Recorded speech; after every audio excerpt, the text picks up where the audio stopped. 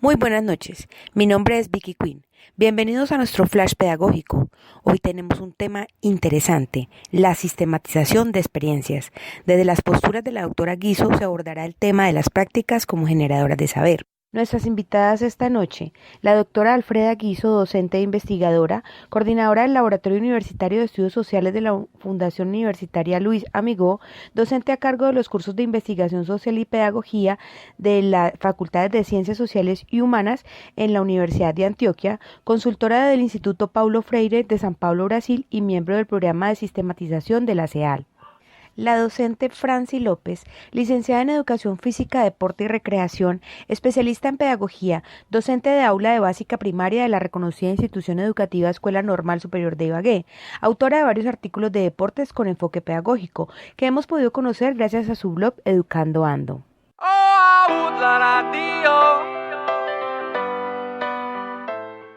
Una cordial bienvenida a nuestros invitados y de antemano les agradecemos por estar compartiendo con nuestra audiencia. Profesora Franci, buenas noches y quisiéramos que nos dijera qué es el saber. Buenas noches, Vicky. Buenas noches, doctora Guizo. Bueno, el saber son las acciones, conocimientos y vivencias consecuentes con valores e intereses de los sujetos. Además, el saber se relaciona sobre la práctica y se ubica en el mundo de las experiencias, de los actores sociales e individuales. Muy interesante, profesora Franci. Doctora Guizo, bienvenida y buenas noches. ¿Está usted de acuerdo con la definición de la maestra Franci sobre lo que es el saber?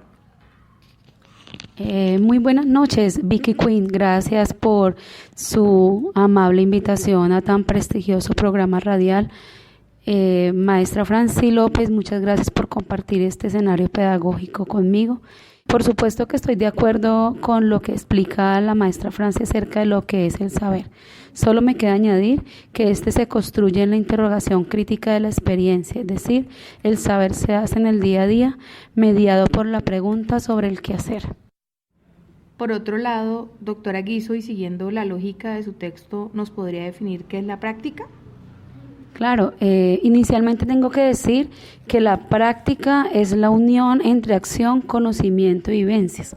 Este último término está referido explícitamente a los contextos en los cuales intervienen sujetos capaces de narrar, comprender y explicar lo que hacen, como los maestros. Una de las características fundamentales de la práctica es que ésta debe ser problematizadora, de forma tal que a partir del cuestionamiento de la experiencia diaria, de la experiencia cotidiana, se pueda construir realidad y se supere lo cotidiano y lo que se vuelve normal entre nosotros. Lo anterior nos induce a plantear que el conocimiento que surge de la práctica no es un conocimiento construido como única verdad, sino que por el contrario es un conocimiento situado históricamente y que refleja las realidades del momento, por lo tanto es variable y flexible. Vamos a trasladarnos a la relación entre saber y práctica a través de la sistematización. Maestra Franci, ¿sistematiza usted su práctica y cómo lo hace? Sí, claro. Inicialmente planeo cada una de mis prácticas y luego registro la información obtenida de estas. Organizo los datos, realizo una reflexión de los logros alcanzados y de las dificultades presentadas, sus causas y los efectos de las estrategias de lo que yo he aplicado. Y usted, doctora Guizo, desde su experiencia de servo teórico, ¿qué significa sistematizar la práctica educativa o social?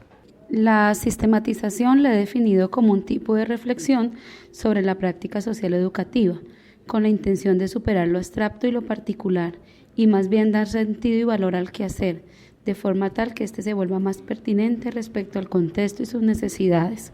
Por otro lado, a pesar de que se le está dando valor al quehacer, es importante reconocer que la práctica no se distancia de la teoría, porque es precisamente esta la que genera curiosidad epistémica, abierta y permanente para resignificar el conocimiento, superando una curiosidad ingenua sustentada en el sentido común, y como dice mi colega Semmelman, lleva a juicios predictivos que distancian de la realidad.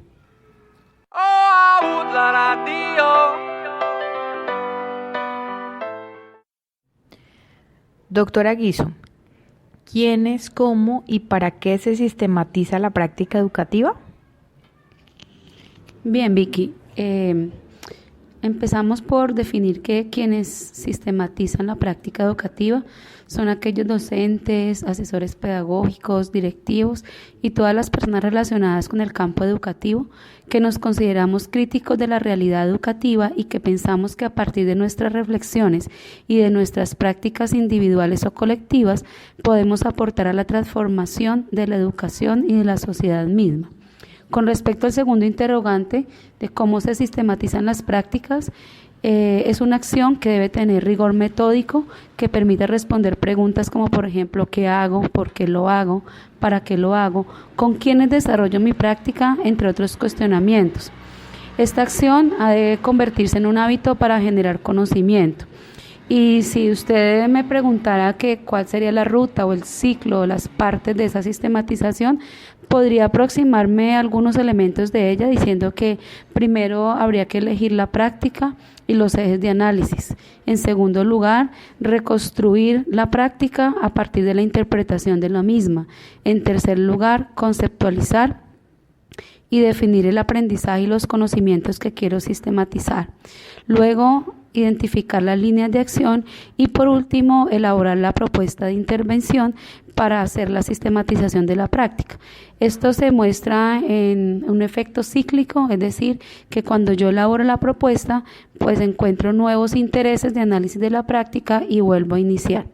Y por último, ¿para qué se sistematiza una práctica educativa y social?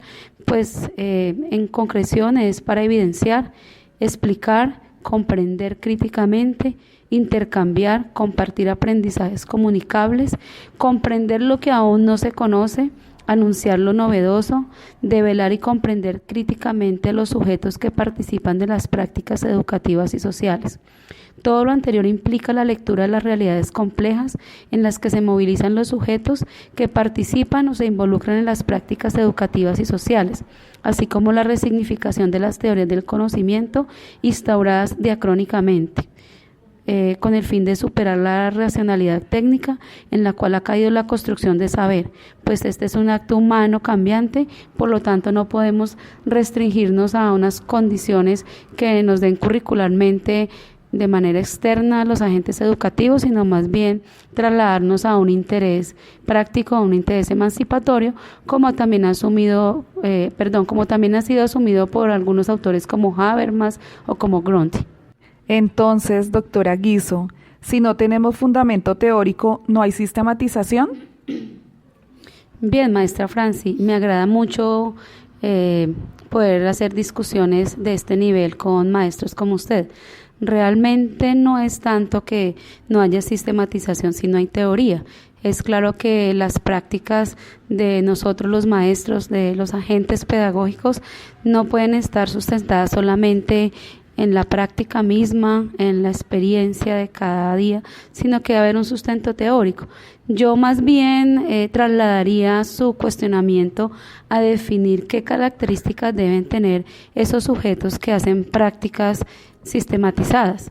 Y yo hablaría más bien de los sujetos sistematizadores, si se me permite el término. Este sujeto sistematizador ha de convertirse en un ser autónomo sobre su quehacer, un quehacer que desde la óptica de la pedagogía es un ser político, cultural y social ubicado en una realidad que además es capaz de reconocer los diferentes aspectos de esta que lo inducen a situarse en relación con otros, es decir, un maestro para sistematizar sus experiencias puede actuar en solitario, pero no es la única condición, debe también trabajar en equipo. Por otro lado, pienso que ese sujeto sistematizador debe ser capaz de reconocerse y reconocer a otros con respeto, reconocer las experiencias particulares y saber que todos somos seres sentipensantes. Asimismo, ha de definirse y situarse como un sujeto crítico que no repite hábitos automatizados, es decir, no es válido pensar en un sujeto neutral como agente sistematizador de experiencias educativas, porque es precisamente la neutralidad la que nos ha impedido emanciparnos. Por último, y no menos importante, quien sistematiza sus prácticas educativas y sociales debe ser un sujeto abierto a la indagación, a la investigación, sin arrogancia y con humildad, las cuales sirven de lentes para razonar profundamente, desentrañando lo oculto y conociendo sus potencialidades y las de otros. Me alegra saber que tengo puntos de acuerdo con la doctora Guizo, pues para sistematizar se requieren sujetos reconocidos como sujetos de saber, que sean curiosos, desafiados y desafiantes, retadores, aventureros y sentipensantes. Pero definitivamente el éxito de la sistematización de las prácticas está en el proceso metódico que se lleva a cabo. Claro, y es muy importante porque cuántas veces nos habremos encontrado con compañeros que tienen una gran experiencia de trabajo de muchos años, pero que nunca la han podido evaluar ni sistematizar, y con ello han permitido que otros caigan en sus mismos errores y no han permitido que otros aprendan de sus avances. La única manera que tenemos de avanzar en este debate es que lo hagamos desde las prácticas concretas que realizamos, partiendo de los aportes particulares a una construcción colectiva. Definitivamente la sistematización de experiencias educativas es un acto inherente a la acción docente, pues a través de ella es que se logra transformar los contextos, sujetos y las prácticas sociales. Por interno me comunican un anuncio de última hora. Escuchemos, por favor. Compañero maestro, ¿necesita sistematizar sus experiencias educativas? Nosotros lo hacemos. Comuníquese al 312-480-4666 y le decimos el valor según su práctica. ¿Por qué estresarse? ¡Llame ya!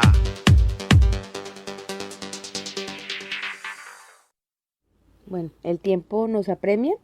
Diríamos entonces para concluir que asumir la sistematización de experiencias docentes como un método de investigación implica para quienes elaboran sus experiencias perder el miedo a la crítica y permitirse construir y aprender entre pares.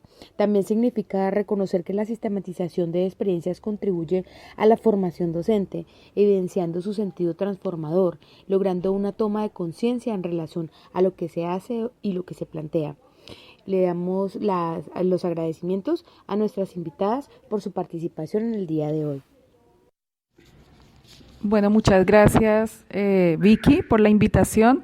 Muy emocionada de estar acá al lado de una eminencia como la doctora Guizo y de estar acá en este espacio pedagógico con todos ustedes compartiendo.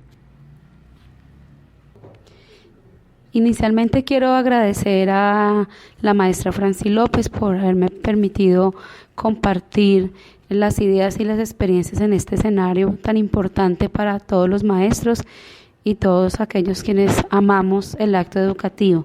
En segundo lugar, agradecerle a Vicky Quinn por su amable invitación a este programa que tiene gran difusión en la sociedad educativa del Tolima, de Colombia y del mundo también. Sin embargo, quiero hacer un llamado especial y es que acabamos de escuchar un flash más que informativo, fue comercial sobre cómo nos pueden sistematizar nuestras experiencias a cambio de un poco de dinero para esforzarnos menos.